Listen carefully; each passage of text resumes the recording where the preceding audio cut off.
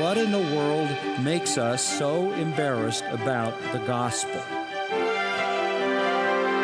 I determined to know nothing among you except Jesus Christ and Him crucified.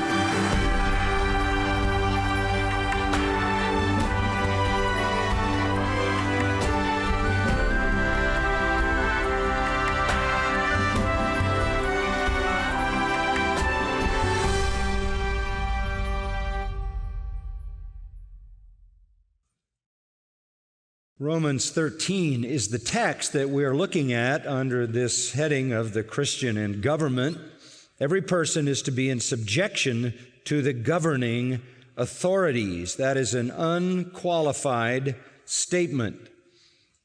It doesn't qualify who those governing authorities are, and it doesn't qualify what subjection might mean. Therefore, we can conclude that we have an unqualified, unmitigated command to be subjected to the governing authorities, whatever they are.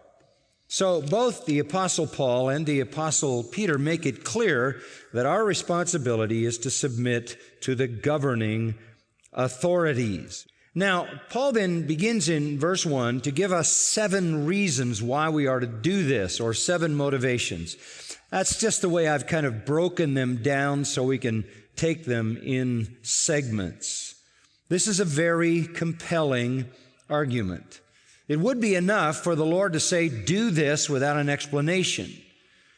But in giving us an explanation, He defines the responsibilities, the God-given responsibilities of government. They are clearly given here. Government, as we know it, has far exceeded the divine mandate for its function, not only in our society, but in societies around the world and throughout history. But here are the things that government is ordained by God to do. And we see that that lies behind our responsibility to submit ourselves to the governing powers. Now, first of all, Paul says government is by divine decree. Government is by divine decree. Go back to verse 1. There is no authority except from God. There is no authority except from God. And those which exist, those authorities, plural, wherever they are and whatever they are established by God. Civil authority, governmental authority comes directly from God. There are 2 other institutions that God has placed into society for the well-being of society. One is marriage, and the other is the church. God ordained societal units, societal elements that are for the well-being of man. Government, the church, and marriage. And I might hasten to add, the Bible doesn't give us a theory of government. The Bible doesn't uphold divine right monarchy, such as ruled in Europe for centuries, nor does the Bible uphold democracy. You can't find a democratic social, civil structure in the Bible. You will not find a republic in the Bible, nor will you find authorization from God for any kind of monarchy. However rulers come to power, whether it's by dynastic descent inherited, aristocratic family connection, whether it's by plutocratic material resources, or whether it's by military might, or whether it's by democratic election, there is no governing power outside the purpose of God. No authority except from God. He has given authority to the authorities that exist. What about the cruel ones? What about the unjust ones? Well, first of all, cruel abuses in government are no reflection on God's nature any more than cruel abuses in marriage or the defection of people in the church taints God's purity. Divorce rips marriage to shreds, and apostasy tears the church apart, and abuses in government destroy the good that government can do. But abuses do not in any sense diminish the truth that these institutions are ordained by God. Men abuse all of God's gifts, all of them. And wicked rulers are, interestingly enough, part of God's plan to accomplish His purpose. Wicked rulers are part of God's plan to punish wicked nations and to allow evil to run its course toward destruction.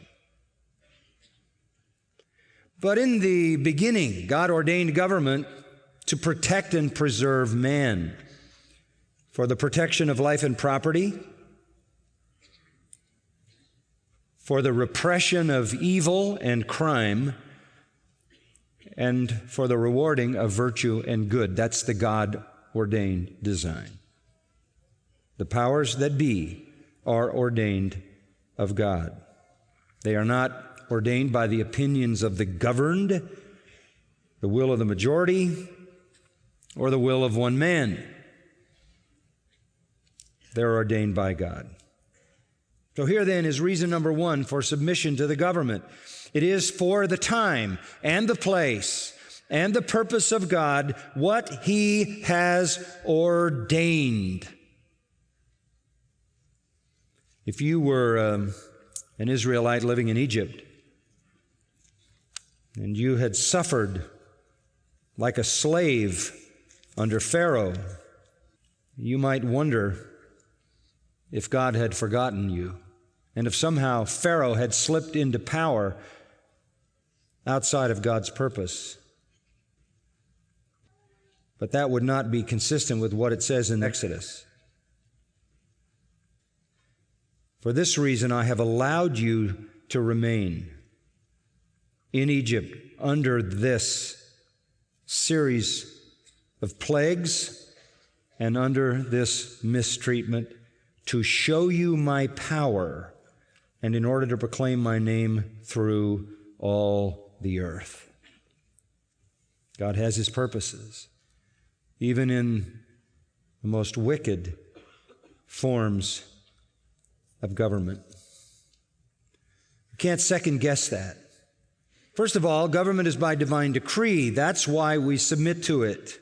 Secondly, resistance to government is rebellion against God.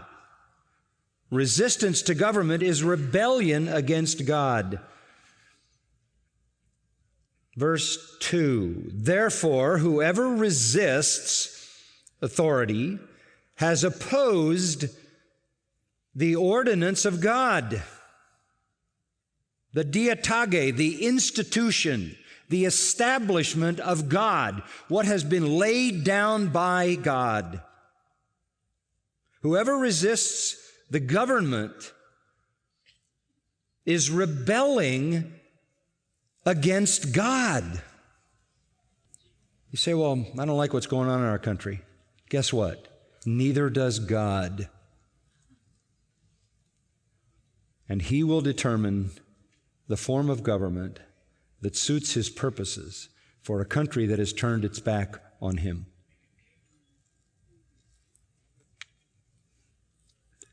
Whoever resists authority. The word resists here is anti-tasso. It means, tasso has the idea of lining up. It means to line up against. To permanently line up against God. You've arranged yourself with the opposition. Exodus 22:28 says, "Do not curse a ruler." And Paul said to Timothy, "Pray for all those who are your authorities. Pray for their salvation." It really wasn't consequential whether the Roman emperor was elected by the people, appointed by the Senate, or placed there by a military coup. It was not consequential whether the assertion of imperial authority by Caesar was just or unjust. It really wasn't essential whether the Caesar was a homosexual, a pedophile, a mother murderer, or a good man. The law is the same. There is no place for rebellion and resistance, because to do so is to resist God. So the government is divinely decreed, and to resist it is to resist God. Let me add another point. Those who do resist will be punished. Those who do resist will be punished. Go back to verse 2. They who have opposed will receive condemnation upon themselves, or judgment. The consequence of rebellion is judgment. The word there, krima, is used in 1 Corinthians 11:29 to refer to the judgment of God. But here it really has the idea of punishment from the people in power. You cannot do this without being punished. Government has the power to punish. It is given by God. You can go through the Old Testament, through the book of Exodus, through the book of Deuteronomy, through the book of Numbers. See all of this. The law called eye for an eye, tooth for a tooth, lex talionis, equal punishment for the crime. Punishment had some purposes. Number one, it declared what was right. In other words, it had a justice factor. Two, punishment was to be swift and immediate because it would act as a deterrent. Three, punishment was to hold a threat that restrained evil. Four, punishment was seen as a means of rehabilitation. And five, punishment by the government was to prevent private vengeance. There is a right for the government to punish. When human authority punishes violators of law, God approves of that punishment. For God Himself will additionally deal with the violator. The instruments then of punishment are human authorities. But the source of punishment is divine. Government is from God. To rebel is to resist God. To resist God brings punishment. Let me give you a fourth motivation behind our submission. Government serves to restrain evil. Government serves to restrain evil. Verse 3, following his argument, rulers are not a cause of fear for good behavior, but for evil. This connects closely with the last verse, obviously. Rulers are not a cause of terror, phobos, from which we get phobia.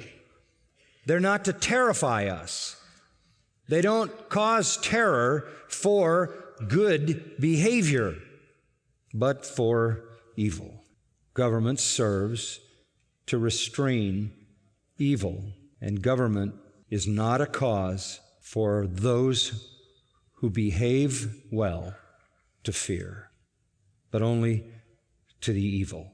So what does a Christian do in a society like ours? We obey, we submit, and we have nothing to fear from the authorities. By the way, the man who wrote this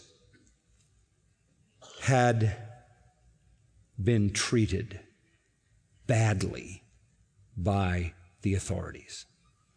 He had been unjustly jailed. He had been unjustly beaten. He had been unjustly whipped.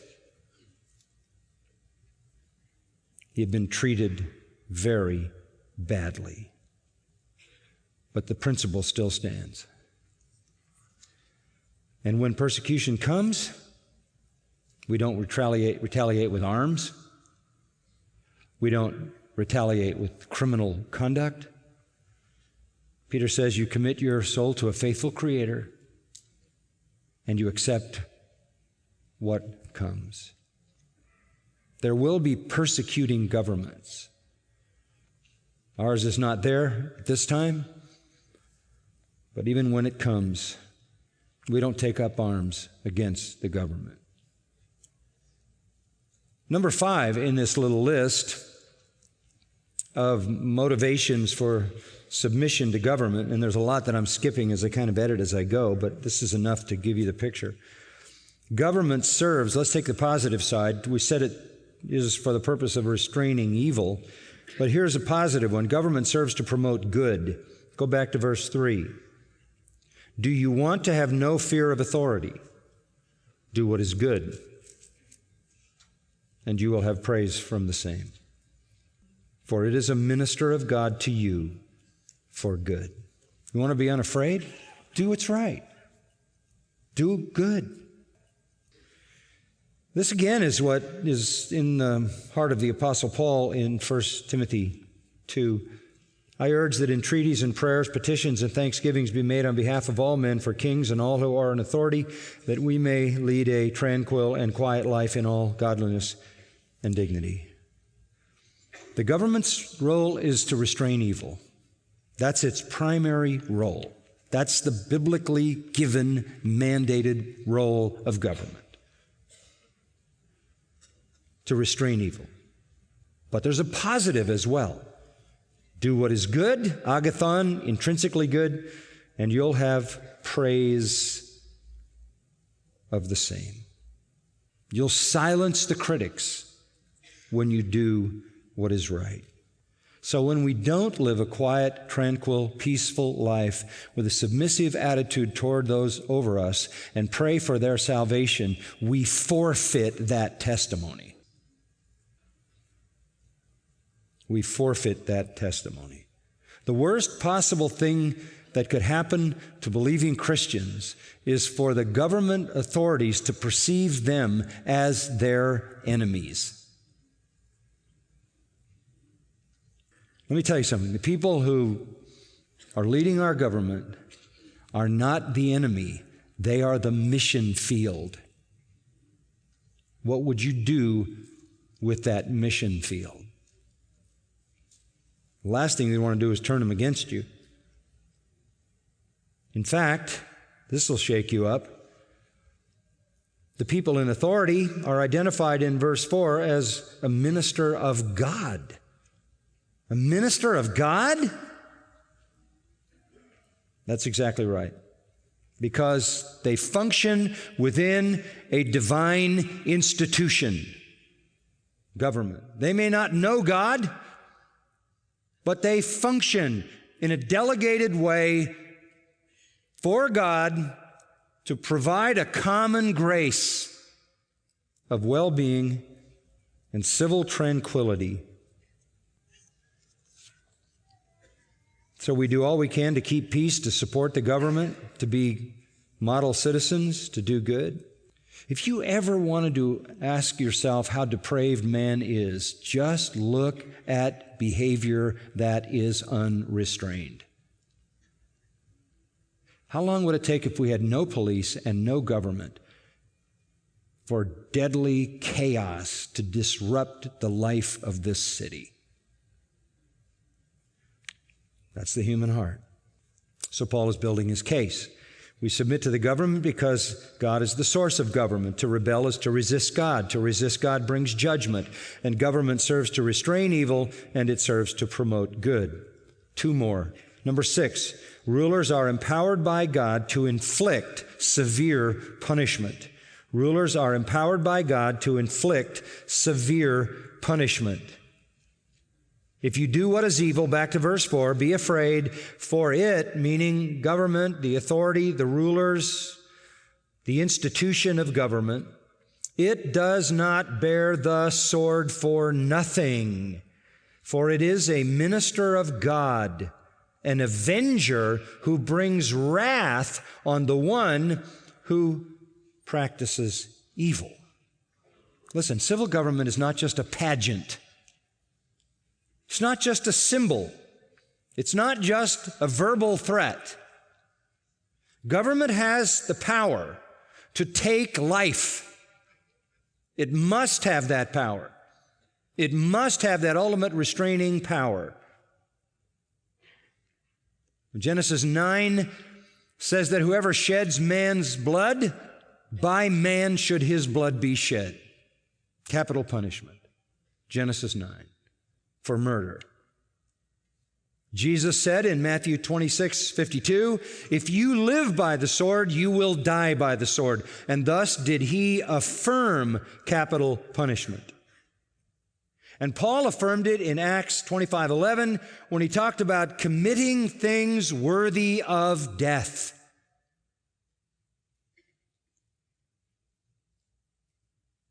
Paul affirms what Jesus said. Jesus affirms the revelation of God way back in Genesis. This institution of government, this ruler, this one who wields the authority of the government is the minister of God, and he is avenging by bringing wrath on the one who practices evil. Capital punishment is the will of God, and the executioner is the servant of God.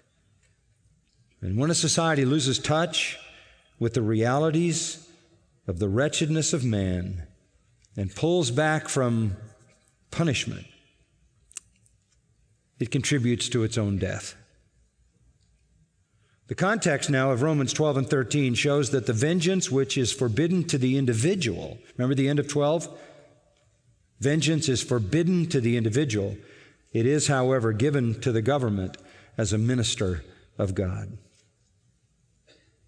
We can thank God for the institution of government. Though the worst of it may disappoint us or even persecute us, without government, we would slaughter each other. And when this is not done, this kind of punishment, there is blood guiltiness. You remember after Cain killed Abel? Scripture says in Genesis 4 that Abel's blood cried out from the ground. Many texts in the Scriptures indicate that. God required the death penalty for the preservation of life. In Numbers 35:33, it says, "So you shall not pollute the land in which you are, for blood pollutes the land, and no expiation can be made for the land for the blood that is shed on it, except by the blood of him who shed it." A nation of murderers has unrequited blood that can only be mitigated by the death of the ones who shed blood. The implications of this in the criminal world are vast, as tens of thousands of people sit on death row. Even more, the implications are almost incalculable for those who have slaughtered unborn infants. Nothing shows more clearly the moral bankruptcy of our society than the breakdown in concern for the sanctity of life and for the swiftness of the death penalty on those who take a life. And by the way, isn't that odd that the people who are against the death penalty are the same ones who promote abortion and want to save the whales and the lab rats?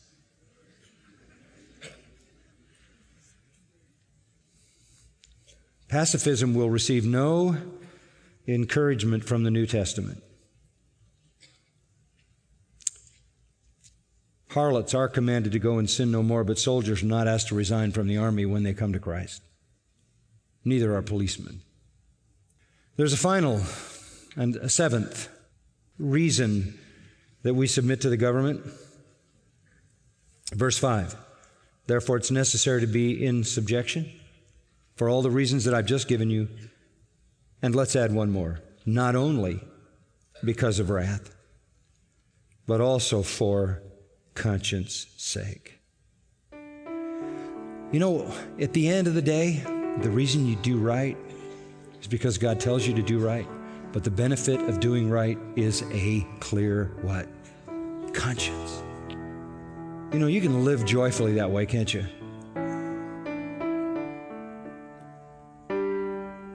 That's part of the peace that comes to an obedient believer.